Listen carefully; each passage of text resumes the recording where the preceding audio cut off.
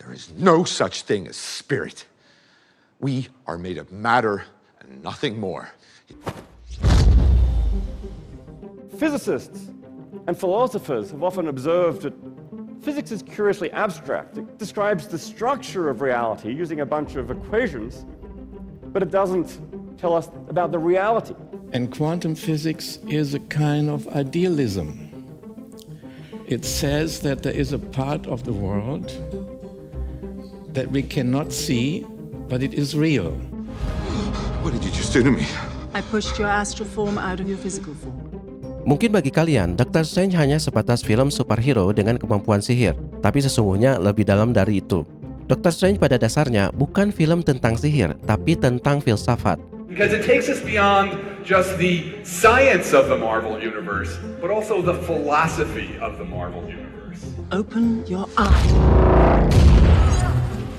Ada banyak makna filosofis dalam cerita Doctor Strange, dan ini dibahas dalam buku Doctor Strange and Philosophy, buku yang ditulis oleh para ahli filsafat, fisika, kedokteran, dan teologi yang mengupas secara mendalam makna kata per kata dalam dialog Doctor Strange. You're a man looking at the world through a keyhole. You've spent your whole life trying to widen that keyhole. You're just another tiny, momentary speck within an indifferent universe. Nah, yang menarik adalah bahwa sisi filosofinya Dr. Strange ini sebagian besar terinspirasi dari fenomena dalam fisika kuantum, yang secara filosofis menyimpulkan bahwa dunia ini tidak sekedar materi, dan ada realitas lain atau ada dimensi lain yang tak tampak oleh indera manusia.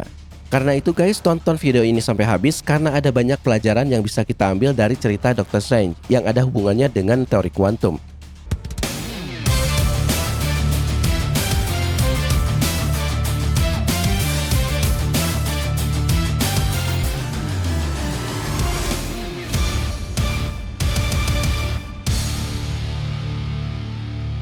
Forget everything you think you know.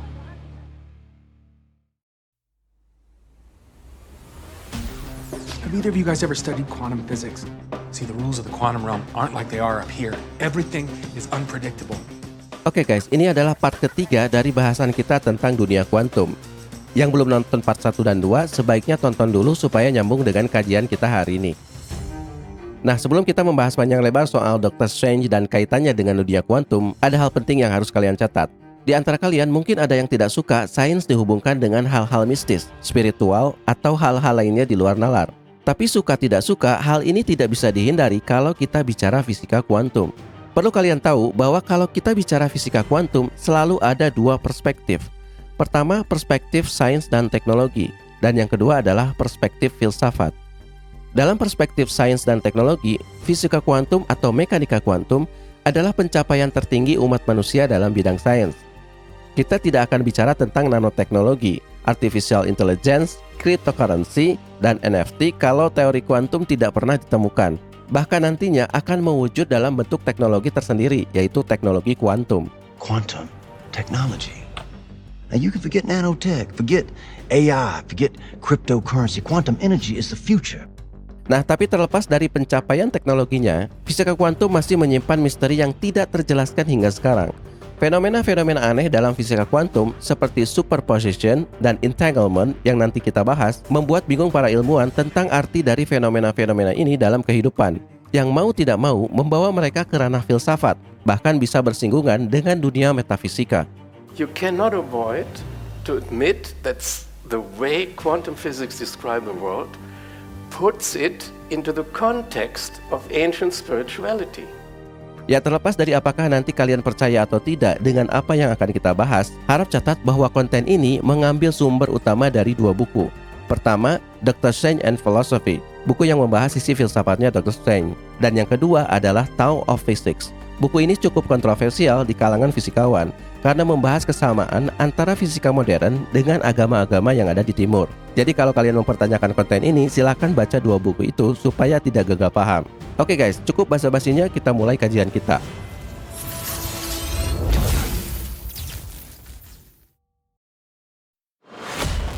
Sekarang kita ulas dulu sedikit cerita perjalanan Dr. Strange menjadi penyihir, supaya kalian paham konteksnya mengapa Dr. Strange ini sangat filosofis.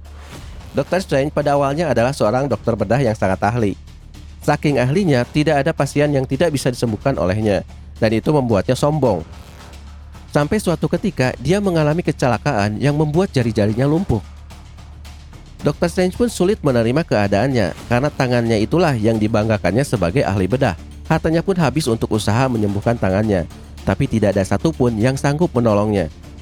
Sampai dia mendengar kabar bahwa ada seseorang yang sembuh dari lumpuhnya yang secara medis mustahil untuk disembuhkan. Setelah bertemu dengannya, akhirnya orang itu pun menunjukkan kepada Dr. Strange bahwa dia harus pergi ke suatu tempat yang disebut Kamar Taj. The place you're looking for is called Kamar Taj. Dr. Strange pun melakukan perjalanan untuk mencari tempat yang dimaksud. Dan ketika sampai di sana, dia dipertemukan dengan seorang biksu yang dikenal dengan The Ancient One. The Ancient One. Thank you, Master Mordo. Thank you, Master Hamir. Di luar ekspektasinya, bukannya mendapat penjelasan logis tentang kenapa orang tadi bisa sembuh dari lumpuh, biksu ini justru memberikan penjelasan yang tidak masuk akal. No, Mr. Strange. I know how to reorient the spirit to better heal the body. Tentu saja ini tidak diterima oleh Dr. Strange, karena dia adalah seorang dokter yang semuanya berbasis sains. Reputasinya bisa hancur kalau harus percaya dengan hal-hal mistis. I reject it because I do not believe in fairy tales about chakras or energy or the power of belief. Nah, karena Dr. Strange terlalu sombong, maka The Ancient One pun kemudian memperlihatkan hal yang tidak pernah dilihat Dr. Strange. There is no such thing as spirit. We are made of matter and nothing more.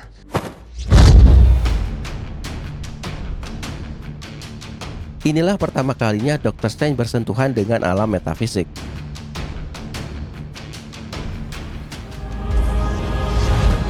What did you just do to me? I pushed your astral form out of your physical form. Lebih dari itu, The Ancient One kemudian membukakan mata batinnya Dr. Strange untuk menunjukkan bahwa apa yang dia sebut nyata tidak bisa dipandang sekedar materi.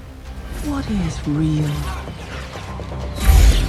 What mysteries lie beyond the reach of your senses? Di sini Dr. Strange tidak berdaya, seolah dunia materi yang dibanggakannya runtuh seketika oleh sesuatu yang jauh lebih besar dari dirinya.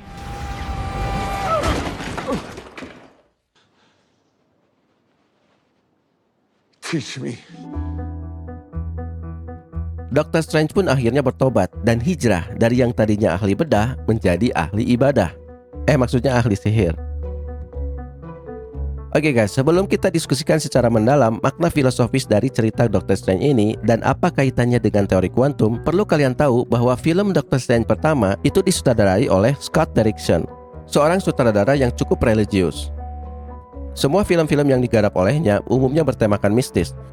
Karena itu dia pantas menyutradarai Dr. Strange. Nah, tapi yang menarik, karena Marvel sangat kental dengan sainsnya, untuk menggarap Dr. Strange, Scott bekerja sama dengan Adam Frank, seorang ilmuwan astrofisika. Mengapa harus astrofisika? Karena astrofisika mempelajari kosmologi.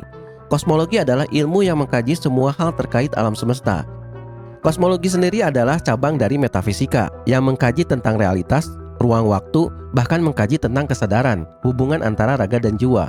Maka Scott Derrickson dan Adam Frank ini sangat cocok, yang membuat Dr. Strange mempunyai nilai filosofis yang tinggi, bisa menggabungkan sains dan filsafat dalam satu film, dan berani mengangkat tema spiritualitas. Death is what gives life meaning. To know your days are numbered. And Scott is a theist who has deep spiritual inclinations, but has always had a great respect for science. So for years we've been having this conversation back and forth about the relationship between science and spirituality and where they overlap and where they don't overlap. Oke guys, sekarang kita bahas filosofinya. Apa yang digambarkan oleh Dr. Strange dari perubahannya dari seorang dokter menjadi seorang penyihir sesungguhnya adalah metafora perubahan pandangan seorang saintis dari yang tadinya berpandangan materialistis menjadi berpandangan filosofis atau dalam tanda kutip lebih agamis, artinya menjadi percaya pada hal-hal mistis atau gaib. Nah, perubahan pandangan Dr. Strange ini sebetulnya mewakili apa yang terjadi pada banyak ilmuwan di awal abad ke-20 ketika mereka bertemu dengan teori kuantum. Mengambil istilah dari Thomas Kuhn, seorang fisikawan sekaligus filosof, teori kuantum termasuk paradigm shift, pergeseran paradigma, bahwa teori kuantum secara radikal mengubah paradigma para saintis terhadap yang namanya realitas. Bahwa pada akhirnya mereka harus mengakui bahwa dunia ini tidak sekedar materi, atau setidaknya materi tidak seperti yang mereka pikirkan sebelumnya. We are made of matter and nothing more. You're just another tiny, momentary speck within a different universe. You think too little of yourself. Oke, supaya kalian paham konteksnya, bagaimana pergeseran paradigma ini bisa terjadi, kita harus bahas satu poin dalam buku Doctor Strange and Philosophy, yaitu tentang measurement problem. If you can explain this using common sense and logic, do let me know, because there's a Nobel Prize for you. This is the essence of the weirdness, of the spookiness in the quantum world. Di part 2 kemarin, kita sudah bahas tentang bagaimana anehnya teori kuantum dengan dualisme gelombang partikelnya melalui percobaan double slit eksperimen. Ketika elektron atau foton ditembakkan satu persatu ke dua buah celah sempit, ternyata mereka membentuk pola interferensi layaknya gelombang.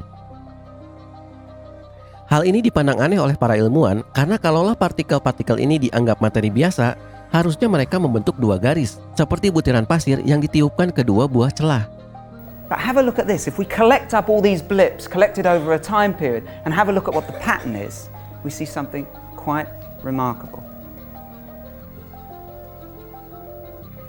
The pattern you see is the pattern that waves make. Buat kalian yang masih bingung di mana anehnya, silakan tonton kembali part sebelumnya. Tapi poinnya adalah fenomena ini sulit dijelaskan oleh para ilmuwan, sehingga mereka menyebut masalah ini dengan measurement problem, masalah pengukuran. So this is known as the measurement problem in quantum mechanics. There's something called the quantum measurement problem. Nah, sekarang perhatikan apa maksud measurement problem ini dan apa dampaknya terhadap sains secara keseluruhan. Sejak eranya Newton, para saintis cenderung berpegang pada pandangan materialistik. Artinya alam ini hanyalah alam materi. Tidak ada yang namanya jiwa, roh, atau apapun yang sifatnya mistis atau gaib di dunia ini. Semua fenomena alam bekerja berdasarkan mekanisme materi. Atau dalam pandangan filsafat disebut juga reduksionisme, yaitu pandangan bahwa semua yang ada di alam semesta bisa dijelaskan dengan cara memecahnya terus-menerus sampai pecahan yang tidak bisa dipecah lagi.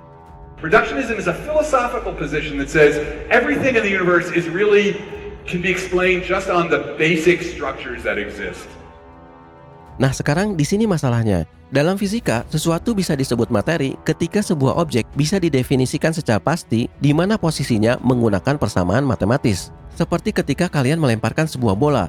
Dalam fisika Newton, kalian bisa menghitung secara tepat di mana posisinya, baik itu ketika di udara atau ketika bola itu jatuh.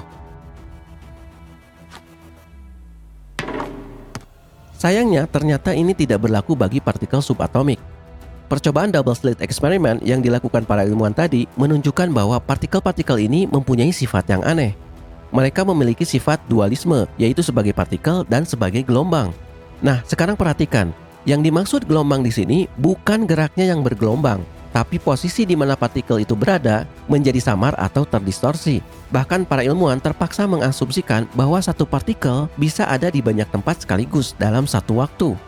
Ini artinya para ilmuwan sama sekali tidak bisa memprediksi di mana posisi partikel sebenarnya. Yang bisa mereka lakukan hanyalah menghitung probabilitasnya melalui persamaan gelombang. Karena itu dalam fisika kuantum dikenal uncertainty principle, prinsip ketidakpastian, yang menyatakan bahwa gerak partikel di dunia kuantum tidak bisa dihitung secara pasti, alias di luar prediksi manusia. See, the rules of the quantum realm aren't like they are up here. Everything is unpredictable. Well, it states that the more accurately we measure the velocity of a particle, the less accurately we can measure its position in space.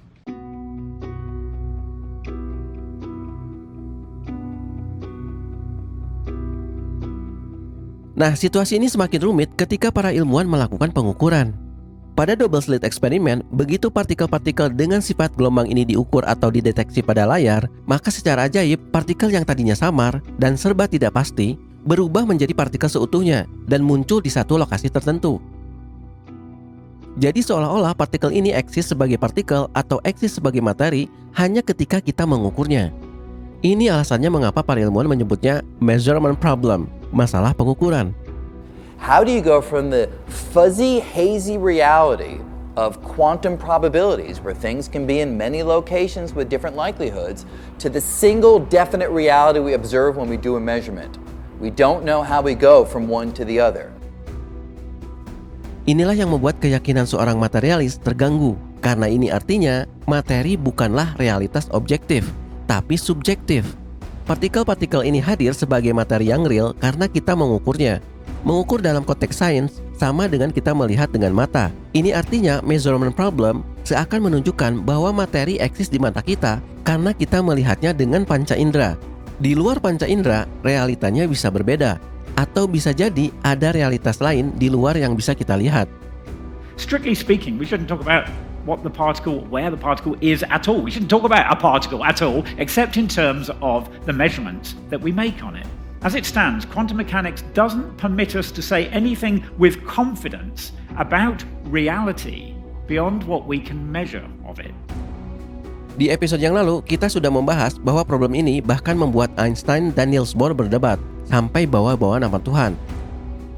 Einstein mengatakan, Tuhan tidak bermain dadu, karena ini sama saja dengan permainan dadu. Kita sama sekali tidak bisa menentukan angka mana yang akan keluar, kecuali menunggu sampai dadu itu sudah diam di atas meja. Einstein benci dengan interpretasi ini, karena ini artinya realitas alam ini tidak bisa dirumuskan secara objektif.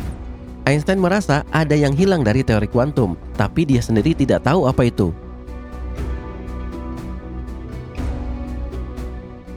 Sementara bagi Bohr, teori kuantum sudah final. Hanya saja kita harus berhenti mempertanyakan tentang realitas di luar yang bisa kita lihat. Seakan-akan ada sekat antara dunia materi dengan dunia kuantum. Dan Bohr merasa ada sesuatu yang misterius di baliknya, yang mengontrol partikel-partikel ini di luar kendali manusia. The thing as it really is, quite apart from any human perception of it.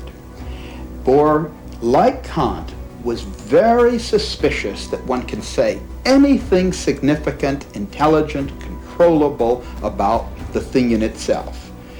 He once said that physics or science in general is not about nature, it's about nature exposed to our observation. I reject it because I do not believe in fairy tales about chakras or energy or the power of belief. There is no such thing as spirit. We are made of matter and nothing more. Nah guys, situasi rumit yang dihadapi para ilmuwan kuantum inilah yang digambarkan oleh Dr. Strange. Dr. Strange ketika menjadi dokter bedah, itu adalah gambaran posisi seorang ilmuwan yang materialistis. Ketika jarinya lumpuh, itu adalah representasi dari kelumpuhan logikanya untuk membedah satu fenomena ganjil yang tidak bisa dijawabnya. You're a man looking at the world through a keyhole, and you've spent your whole life trying to widen that keyhole, to see more, to know more. And now, on hearing that it can be widened in ways you can't imagine, you reject the possibility. Maka ketika Dr. Strange bertemu dengan The Ascent One dan berdebat, itu adalah representasi perdebatan filosofis yang pada akhirnya mau tidak mau Dr. Strange harus menerima alternatif jawaban di luar sains, walaupun tidak masuk akal, termasuk menerima adanya dimensi spiritual. Physicists and philosophers have often observed that physics is curiously abstract. It describes the structure of reality using a bunch of equations, but it doesn't tell us about the reality. And quantum physics is a kind of idealism. It says that there is a part of the world that we cannot see, but it is real. What did you just do to me? I pushed your astral form out of your physical. The way quantum physics describes the world puts it into the context of ancient spirituality. Whether you believe in this or not, it does put it in this. Ya, kalian percaya atau tidak, itulah salah satu interpretasi dari teori kuantum.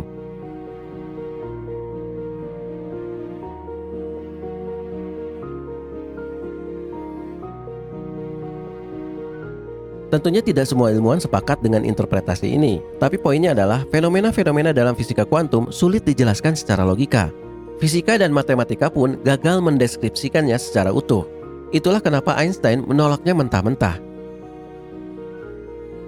Maka ada banyak interpretasi dalam teori kuantum, dan masing-masing interpretasi ini benar-benar keluar dari cara berpikir sains yang normal.